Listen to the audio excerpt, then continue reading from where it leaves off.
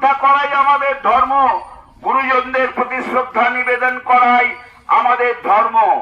ধর্ম মানে ধরে রাখা, মিলেমিশে সুখে থাকা। সকল ধর্মের একটাই ভাষা, প্রেম, প্রীতি, ভালোবাসা। সাজ পোশাকে হয় না ধর্ম, ন্যায় সত্য মূল কর্ম।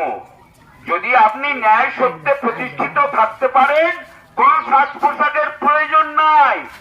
টিকি, দাড়ি, তিলক এগুলোর কোনো দরকার নাই যদি আপনি ন্যায় সত্যে প্রতিষ্ঠিত হতে পারেন।